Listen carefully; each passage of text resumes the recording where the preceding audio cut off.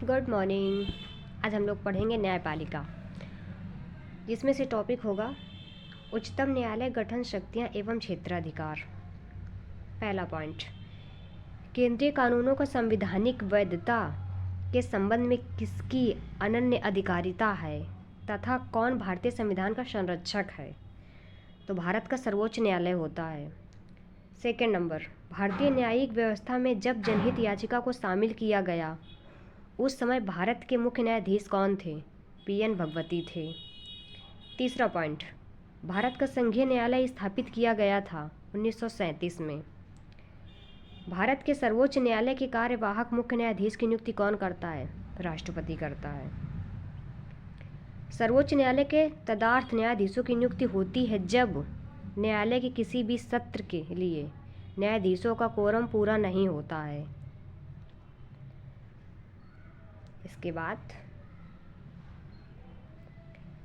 मैं कानून के संविधान के प्रति सच्चा विश्वास और सच्ची निष्ठा, भारत की संप्रभुता और अखंडता को बनाए रखूंगा, अपने पद पर कर्तव्यों का निर्वहन करूंगा, संविधान और कानून की रक्षा करूंगा।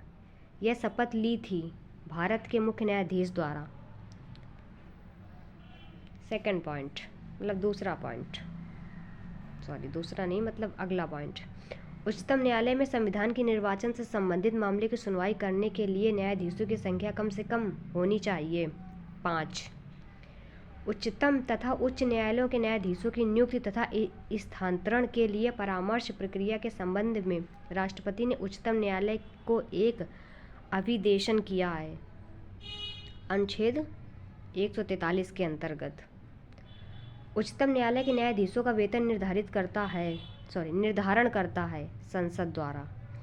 केंद्र तथा राज्यों के विवादों का समाधान करना भारतीय सर्वोच्च न्यायालय के जिस क्षेत्राधिकार के अंतर्गत आता है वह प्रारंभिक है। संविधान का वह अनुच्छेद जो संवैधानिक विवाद में सर्वोच्च न्यायालय के अपीली क्षेत्राधिकार से संबंधित अनुच्छेद 134A को मिलाकर अनुच्छेद 132 को पढ़ना।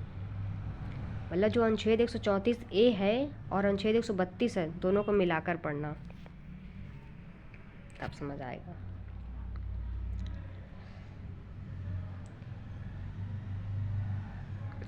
भारत के सर्वोच्च न्यायालय ने संविधान के आधारभूत ढांचे के सिद्धांत को स्पष्ट किया है। केशवानंद भारती वाद 1973 में। भारत का सर्वोच्च न्यायालय एक अभिलेख न्यायालय है। इसका आशय है कि इसके सभी निर्णयों का संरक्षणात्मक मूल्य होता है और इस पर किसी भी न्यायालय में प्रश्न चिन्ह नहीं लगाया जाता। लाभ का पद परिभाषित हुआ है सर्वोच्च न्यायालय द्वारा।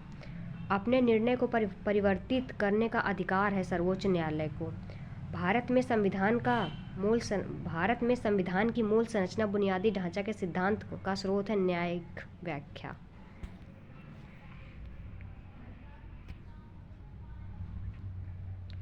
हाल ही में उच्चतम न्यायालय ने प्रवासी पंचाट निर्धारण अधिनियम 1983 को केंद्र के पावन कर्तव्य को उल्लंघन के आधार पर असंवैधानिक घोषित किया है। अनुच्छेद 355 के अंतर्गत जनहित याचिका की शुरुआत की गई थी न्यायिक पहल द्वारा। भारत में न्यायिक सक्रियता संबंधित है जनहित याचिका। प्रत्यक्ष बंदीकरण अधिनियम के अंतर्गत एक व्यक्ति बिना मुकदमा चलाए बंदी बनाया जा सकता है 3 माह के लिए। उच्चतम न्यायालय मूलभूत अधिकारों के अनुपालन के लिए जारी कर सकता है 5 रिट याचिकाएं। न्यायालय में कार्यवाही लंबित होने की दशा में लागू की जाती हैं उत्प्रेषण रिट, एक ऐसी याचिका जो न्यायपालिका द्वारा जारी की जाती है तथा जिसमें कार्यपालिका से कहा जाता है कि वह कार्य करे जो उसे प्रदत्त शक्तियों के अंतर्गत करना चाहिए था। यह रिट को कहा जाता है मैंडेमस परमादेश।